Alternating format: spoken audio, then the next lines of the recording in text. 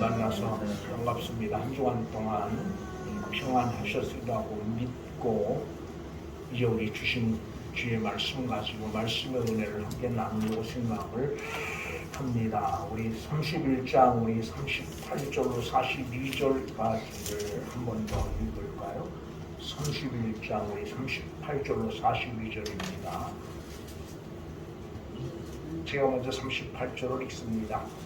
내가 이 20년을 외삼촌과 함께 하였거니와 외삼촌의 암양들이나 암염소들이 낙태하지 아니하였고 또 외삼촌의 양떼와 양떼의 순양을 내가 먹지 아니하였으며 무너진 이것은 내가 외삼촌에게로 가져가지 아니하고 낮에 도둑을 받았든지 밤에 도둑을 받았든지 외삼촌이 이것을 내 손에서 찾았으므로 내가 스스로 그것을 복종하였으며 내가 이와 같이 낮에는 더위와 밤에는 추위를 무릅쓰고 눈 붙일 겨를도 없이 지냈나이다.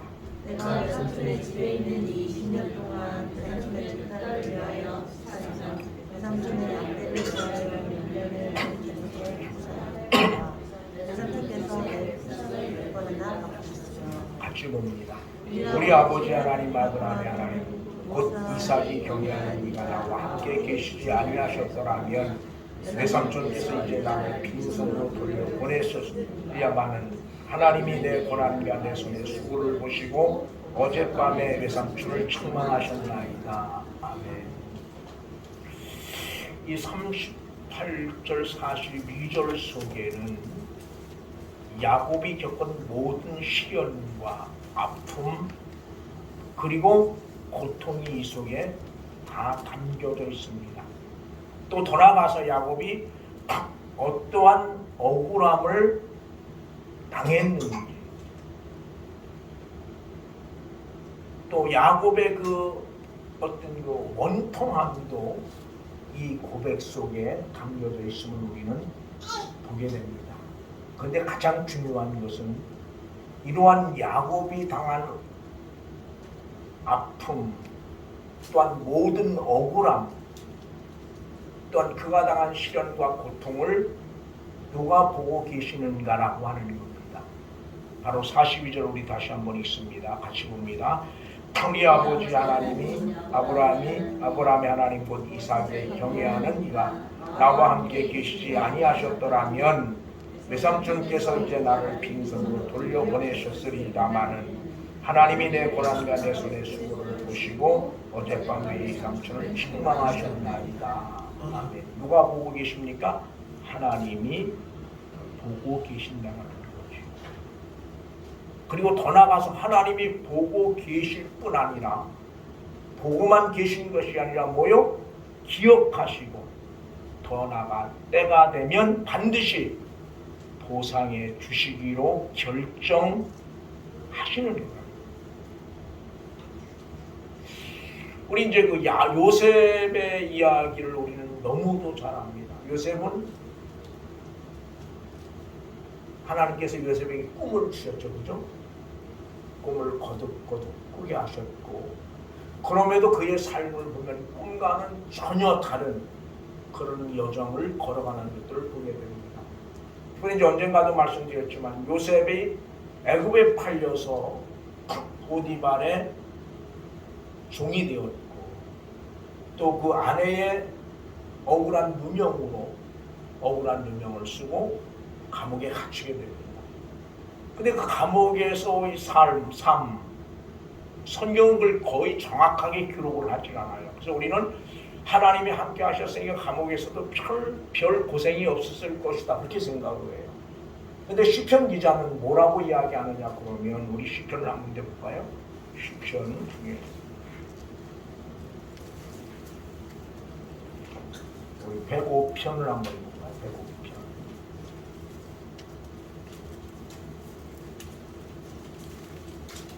17절 18절을 봅니다. 105편 17절 18절을 같이 읽습니다. 그가 한 사람을 앞서 보내셨으며 요셉이 종으로 팔렸도다. 그의 발은 척고를 차고 그의 몸은 수사슬에 매였으니 19절입니다. 곧 여호와의 말씀이 임할 때까지 그의 말씀이 그를 단련하였도다. 아멘. 거기 보면 요셉이 종으로 팔린 것 자체가 뭐예요? 하나님의 섭리 속에 있다는 것. 그리고 감옥에서 오늘 본문에 보면 첩보를 차고 발에는 몸에는 쇠사슬에 매여 있다. 그가 얼마나 감옥에서 고생을 했는가를 잘 보여주는 거죠.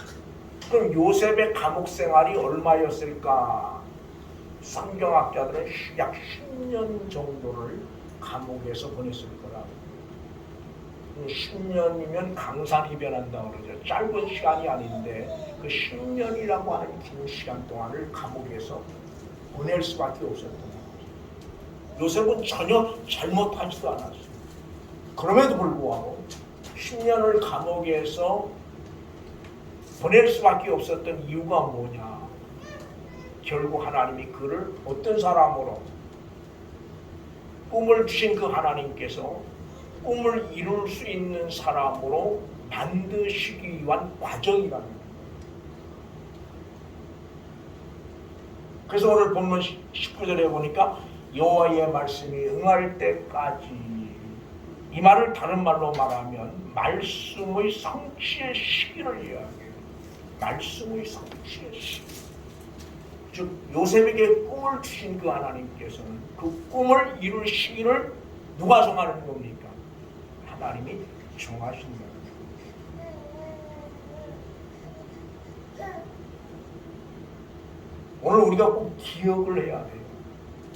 내가 당하는 고난, 내가 당하는 어려움이 중요한 것이 아니라 그것들을 누가 보고 계신다? 하나님이 보고 계신다. 근데 하나님이 보고만 계신 것이 아니라 때가 되면 반드시 뭐 하는 분입니까? 갚아주시는, 보상해 주시는 분입니다. 그래서 이제 구약에서는 하나님에 대해서 복 주시는 하나님으로 소개를 해요. 복 주시는 하나님으로. 우리 신명기를 한번 볼까요? 하나님을 어떻게 소개하고 있는가.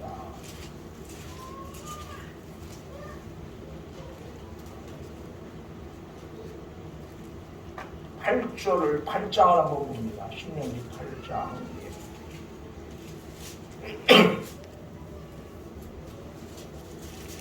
신명기 8장 같이 한번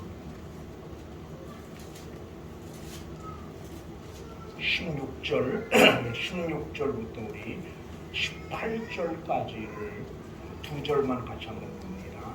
신명기 같이 봅니다. 내 조상들이 알지 못하던 나를 광야에서 내게 이루셨나니 이는 나를 낮추시면 너를 시험하사 마침내 내게 복을 주려 하시느니라. 그러나 네가 마음에 이르기를 내 능력과 내 손의 힘으로 내가 이 재물을 얻었다 말할 것이라. 네 하나님 여호와를 기억하라. 그가 내게 재물 얻을 능력을 주셨습니다. 이같이 하심은 내 조상들에게 맹세하신 언약을 오늘과 같이 이루려 하심이니라. 아멘. 거기 보면 그 광야의 40년의 삶을 소개하면서 뭐라고 이야기하느냐? 왜 그런 어려움을 겪게 하시는가? 왜 40년이라고 하는 긴 세월의 광야길을 걸을 수밖에 없게 하시는가를 설명할 때 뭐하게? 낮추고 마침내 뭐요? 궁극적인 목적은 뭡니까? 복을 주시기 위함이에요. 복을 주시기 위함입니다. 그러면서 18절에 와서는 뭐라 그래요? 내게 뭘 주셨다? 재물 얻을 능력을 주셨다. 그렇게 재물 얻을 능력을 주셨다. 그럼 다시 말하면 이스라엘 민족이 무엇을 잘해서 많은 재물을 얻는 것이 아니라는 거죠. 누가? 하나님께서 재물 얻을 능력을 그에게 주셨다는 거예요. 이 말은 하나님께서 그 능력을 주시지 않으면 뭐예요? 재물을 얻을 수 없다고 하는 거예요. 내가 아무리 많이 수고하고 아무리 많이 노력해도 하나님께서 복 주시지 않으면 결국 뭐예요? 복을 받을 수 없음을 성경은 이야기하고 있는 겁니다. 그래서 이제 오늘 본문을 잘 보면 오늘 본문에 이제 야곱이 고향으로 하나님의 음성을 듣고 고향으로 돌아가기로 결정을 하고 야곱에게 속해 있는 사람들을 다 불러 모으지. 그리고 그 과정들을 설명을 합니다. 근데 성경을 보면 야곱은 그 외삼촌 라반의 집에 올 때 뭘 가지고 왔어요? 아니요, 아무것도 가지고 온 게 없어요. 빈 몸으로 왔는데 아무것도 가지고 온 것이 없이 왔는데 불구하고 수년, 20년, 이제 성경은 20년이라고 말하죠. 그죠? 20년 동안에 엄청난 재물을 모았음을 보게 됩니다. 즉 세상 말로 말하면 뭐 하는 거예요? 엄청나게 성공하는 거예요.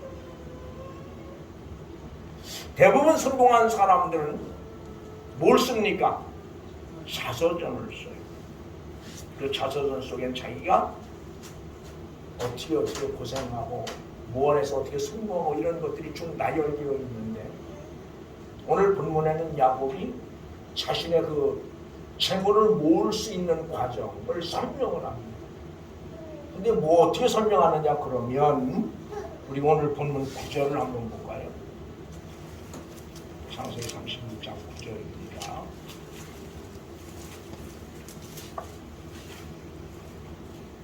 9절 같이 봅니다. 하나님이 같이 봅니다. 하나님이 이같이 그대들의 아버지의 가축을 빼앗아 내게 주셨느니라. 뭐라고 말해요? 빼앗아 주셨다는 겁니다. 누가? 하나님. 그래서 오늘 이 말씀 중심에서 빼앗아 주시는 하나님, 그런 제목으로 말씀의 은혜를 함께 나누려고 생각을 합니다. 대부분 많은 사람들은 어떤 성공의 이야기를 할 때 항상 누가 먼저 나와요? 내가 먼저 나오죠. 내가 이렇게 하고 내가 저렇게 하고. 그래서 마치 자기가 무엇을 잘해서 자기가 어떤 어려움도 참고 견디고 이겨내서 이 자리에 온 것으로 이야기를 합니다. 많은 사람들이 거기 열광을 합니다. 근데 오늘 야곱은 내가가 아닌 누구예요? 하나님이.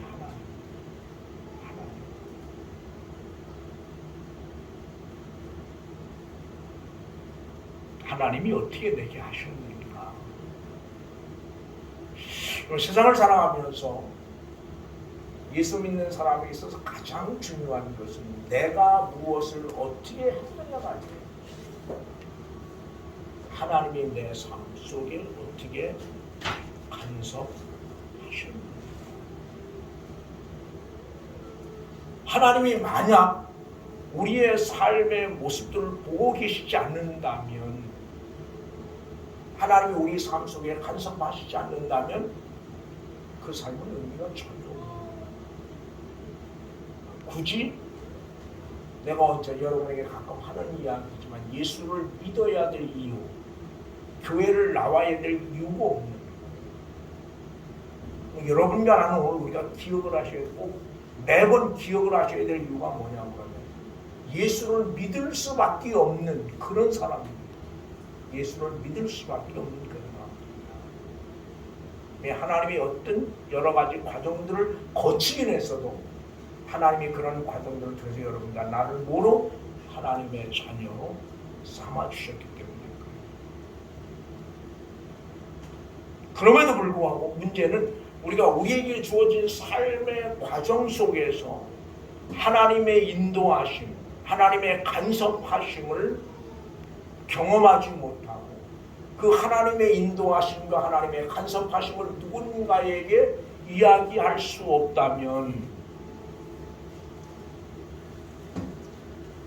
우리의 신앙을 좀 다시 한번 점검을 해봐야 되지 않겠느냐라고 합니다. 오늘 여기 야곱은 내가 한 게 아니라, 물론 이제 아까 38절에서 42절에서 야곱이 얼마나 많이 고생을 했는가가 나오죠. 그죠? 그렇지만 오늘 본문에서 야곱은 자기가 한 게 아니라는 거예요. 누가? 하나님이 빼앗아 주셨다. 근데 오늘 여기서 우리가 기억할 것은 하나님은 우리에게 복을 주시기도 하지만 때로는 빼앗아 가기도 하시는 거예요. 빼앗아 가기도 하시는 거예요. 여러분, 억울한 일을 당했다고 생각을 하십니까? 손해를 봤다고 생각을 하십니까? 내가 정말 주님 때문에 억울한 일을 당하고 내가 주님 때문에 뭔가 손해를 보았다라고 하는 생각이 든다면 오늘 말씀을 기억하시고 때가 되면 반드시 하나님이 남 빼앗아서라도 내게 복을 주실 거라. 내 삶을 채우실 거라. 이걸 믿는 게 신앙입니다. 왜 우리가 때로는 억울하고 힘들고 고통스러움에도 불구하고 참아야 되고 손해를 봐야 되고 이유가 뭐예요? 우리가 믿는 하나님이 그 모든 것들을 보고 계신다라고 믿기 때문에 하나님이 보고 계신다라고 믿어지지 않는다면 그럴 이유가 없네요. 그러나 하나님은 반드시 보고 계실 뿐 아니라 때가 되면 오늘 여기 야곱의 고백처럼 그 억울함을 대신 갚아주십니다. 근데 우린 뭐예요? 우리 스스로가 우리 자신이 그 억울함을 갚으려고. 그럼 거기 남는 건 뭐밖에 없는 거예요? 분쟁이죠. 여러분 적어도 믿음으로 사는 사람들이라면 하나님 앞에 바뀔 수 있어요. 요즘 이제 가장 그 교회 안에 안타까운 것 중에 하나가 뭐냐면 이 교계에도 마찬가지예요. 교회 일을 세상의 법정에서 해결하려고 한다는 거예요. 세상의 법정. 그럼 적어도 성경은 그것을 허락하지 않는다는 거예요. 그리고 적어도 하나님을 믿는 사람들이라면 하나님의 살아계심을 믿는 사람들이라면 교회의 문제를 가지고 세상 법정으로 가는 것은 결코 성경적이 아니라는 거예요. 내가 아무리 억울한 일을 당해도 내가 아무리 엄청난 손해를 보았다 할지라도 그것이 하나님의 일이라면 교회와 연관되고 하나님과 연관된 일이라면 우리는 뭐예요? 그걸 하나님께 맡겨요.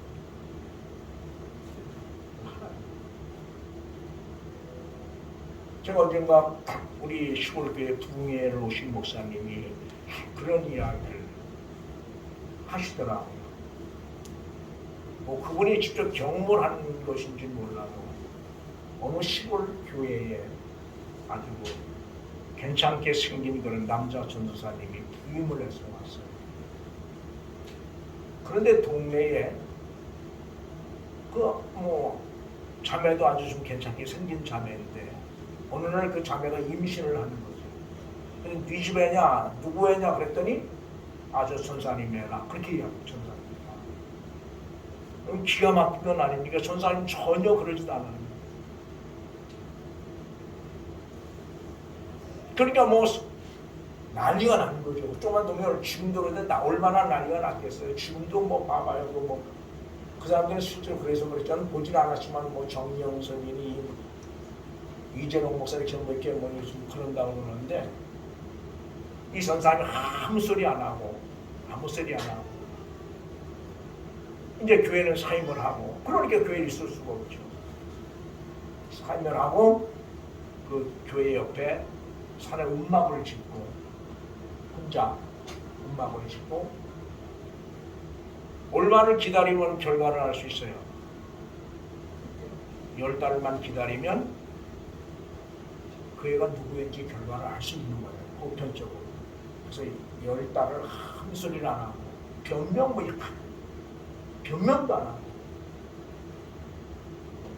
기다렸다는 거죠. 그런데 10달을 해보니까 그 아이 아버지가 다른 사람이었어요. 이게 밝혀지고 나서 교인들도 보고 동네 사람들도 미안하다고 이런 목사님 이런 전사님이 어딨냐고 우리 교회에 다 그랬는데 그 전사님이 아무 소리 안 하고 그 교회를 떠났다고 그래요. 그 이야기를 들은 지가 꽤 오래됐는데 이제 안타까운 것 중에 옛날이가 우리가 어렸을 때 그때만 해도 그런 전도사님들 그런 목사님들이 계셨기 때문에 교인들은 많지 않았고 대형 교회는 없었지만 교회는 세상으로부터 그래도 인정을 받았어요. 인정. 근데 지금은 교회는 많아지고 대형 교회가 뭐 그 안에는 뭐 굉장한 사람, 세상적으로 소위 성공한 출세한 사람들이 엄청나게 많은데도 불구하고 교회가 손가락질을 합니다. 이유가 뭘까요?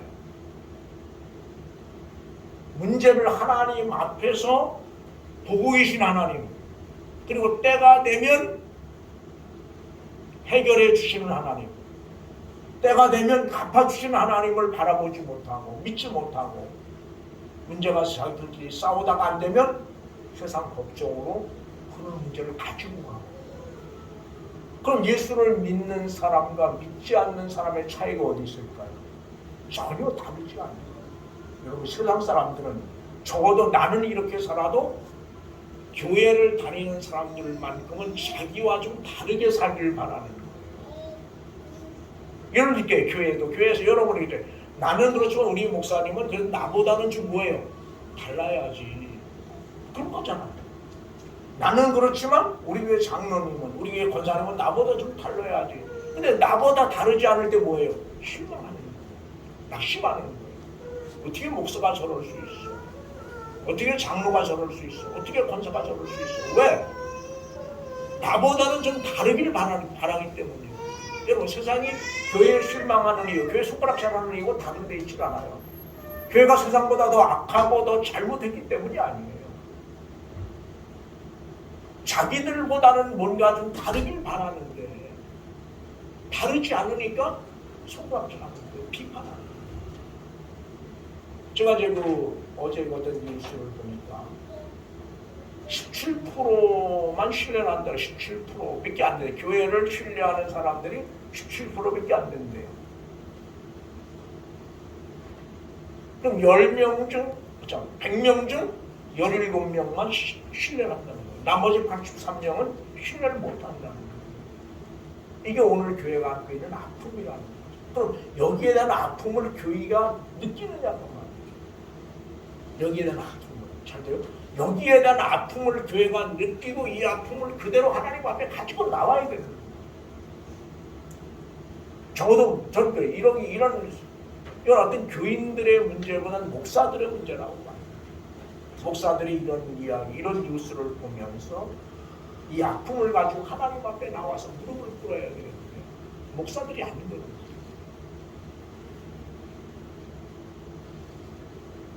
뭘 못 믿기 때문입니까? 보고 계시는 하나님을 믿지 못하기 때문이에요. 저는 그렇게 생각해요. 오늘 본문을 제가 묵상을 하면서 보고 계시는 하나님, 그리고 때가 되면 반드시 빼앗아서라도 내가 한 수고를 책임져주시고 채워주시는 그 하나님을 믿을 수 있다면, 믿는다면 그런 일들은 일어나지 않는 거죠. 그래서 오늘 우리에게 이런 좀 믿음이 있으면 좋겠다. 비록 내가 지금 손해를 좀 보지만, 그죠? 비록 내가 지금은 좀 억울한 일을 당하고, 오늘 여기 야곱발 10번이나 품삯을 변형이 바꿨다는 거예요. 그때마다 누구 편한 대로, 외삼촌 자기 편한 대로. 오늘 본문에도 야곱의 아들들이, 라반의 아들들이 쫓아왔어요. 이유가 뭡니까? 31절 같이 봅니다. 1절 같이 봅니다. 야곱이 라반의 아들들이 하는 말을 들으죠. 야곱이 우리 아버지의 소유를 다 빼앗고 우리 아버지의 소유로 말미암아 이 모든 재물을 모았다 하는지라. 거기 보니까 뭐예요? 어떤 소식을 들은 겁니까? 라반은 뭐예요? 자기 아들들에게 뭐라고 말하는 거예요? 저놈이 내 걸 다 빼앗아 갔다 그렇게 얘기합니다.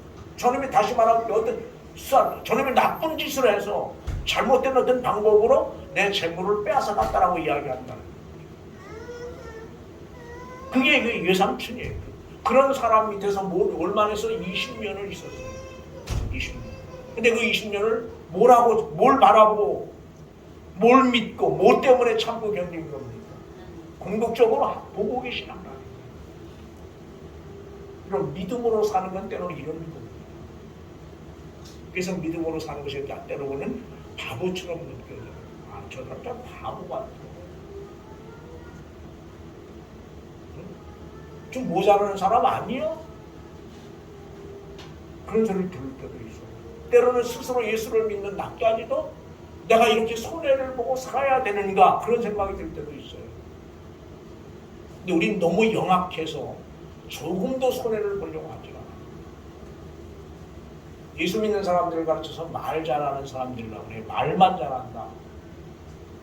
그 말은 말과 삶이 전혀 다르다는 거예요. 전혀 손해를 안 보려고 합니다. 여러분, 오늘 우리가 꼭 기억을 하셔요. 오늘 우리가 빼앗아 주시는 그 하나님을 경험하지 못하는 이유가 어디 있느냐? 우리 힘으로, 우리 노력으로, 우리의 힘으로 모든 문제를 해결하려고 하기 때문에 인간의 방법으로 모든 문제를 해결하려고 하니까 뭐요? 빼앗아 주신 하나님의 은혜를 경험하지 못해요. 그러나 오늘 우리 모두가 이 말씀처럼 모든 것들을 보고 계신 그 하나님을 믿고 바라보고 그분께 모든 것들을 맡기면 이 빼앗아 주시는 하나님을 경험하게 될 거라는 거예요. 제가 늘 자주 하는 말씀입니다. 쌀떡에 쌀이 떨어져 봐야 그 쌀떡을 채우신 하나님을 경험하는 거예요. 이 쌀떡에 쌀을 채우신 하나님을 이야기하는 분은 어떤 분들이에요? 쌀떡에 쌀이 떨어져 본 경험을 한 사람들의 이야기예요. 그들은 쌀떡에 쌀이 떨어졌을 때 그 쌀떡을 채우신 하나님의 은혜를 경험하는 거예요. 그러면 그 경험은 나로 하여금 보다 더 하나님께로 가까이 가도록 만드는 과정이 되는 거예요.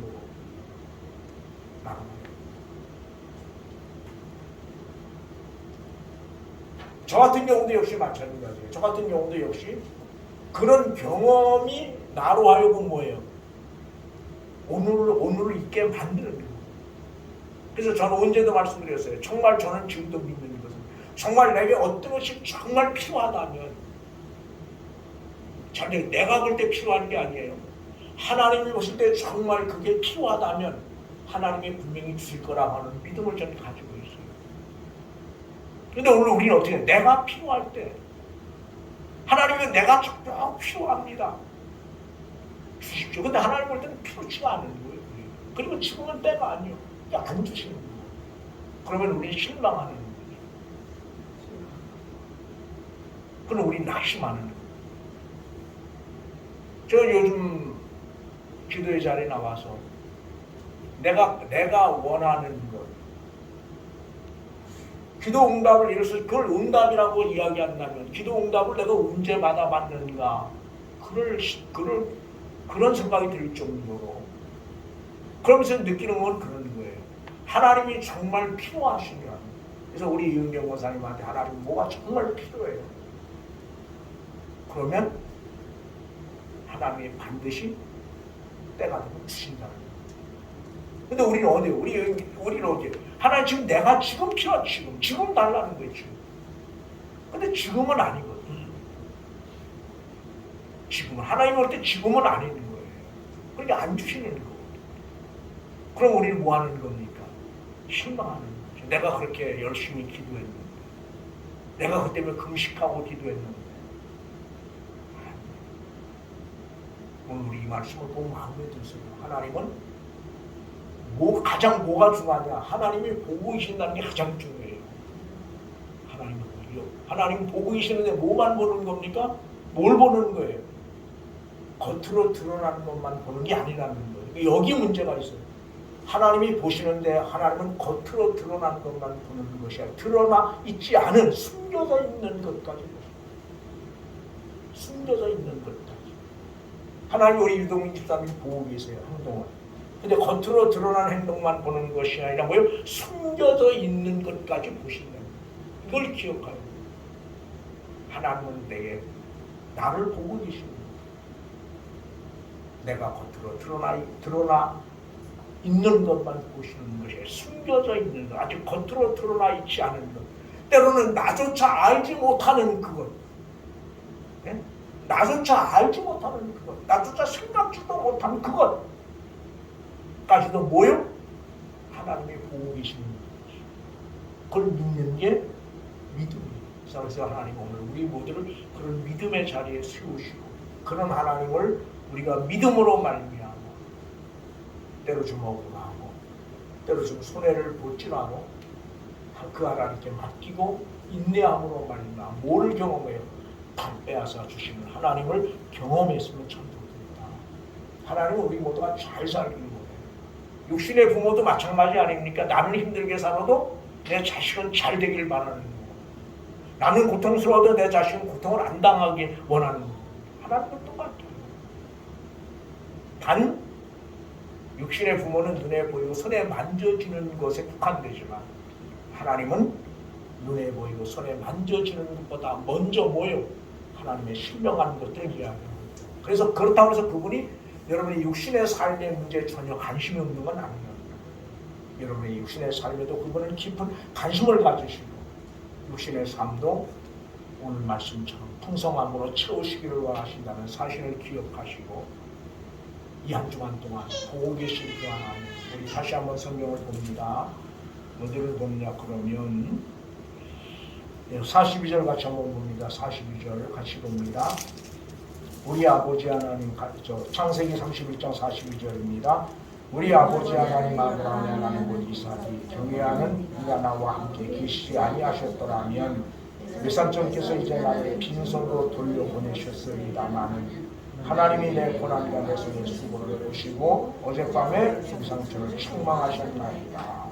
거기 하나님이 여러분의 모든 여러분의 손의 수고를 보고 계신다는 사실을 기억하고 이 말씀 한 주간 동안 묵상하면서 여러분 개인에게 주시는 그런 하나님의 은혜를 깊이 경험하는 그런 시간 되기를 바랍니다. 기도하시겠습니다. 좋으신 아버지 하나님 감사합니다. 오늘 말씀 가지고 빼앗아 주시는 하나님 그런 제목으로 두서없이 말씀을 함께 나누었는데 하나님 이 말씀 붙들고 우리 모두도 이 땅에 머물러 살면서 내 힘으로 내가 문제를 해결하려고 하지 않게 하시고 하나님께 맡김으로 인하여 빼앗아 주시는 하나님을 경험해가는 그런 아름다운 믿음의 자리에 우리 모두가 서게 하시길 원합니다. 하나님은 우리에게 복 주시기를 원하시는 분이고 우리에게 복 주시는 분이심을 우리가 믿게 하시고 그 복 주시는 하나님의 은혜를 경험하며 살게 하시옵소서. 하나님 신명기에서는 재물 얻을 능을 우리에게 주셨다라고 말씀하십니다. 내게 어떤 재주가 있고 내게 어떤 능력이 있고 내게 어떤 기술이 있고 내가 얼마나 노력해서 재물을 얻은 것이 아니라 하나님이 그 재물을 얻을 수 있는 능을 우리에게 주셨기 때문이라고 하는 사실을 기억하시고 이 한 주간 보고 계시는 그 하나님을 깊이 묵상함으로 인하여 하나님의 크신 은혜를 경험하는 귀한 한 주간 될 수 있도록 은혜 베풀어 주시옵소서. 주께서 함께 하심을 믿고 감사하며 예수님의 이름으로 기도드리옵나이다. 아멘.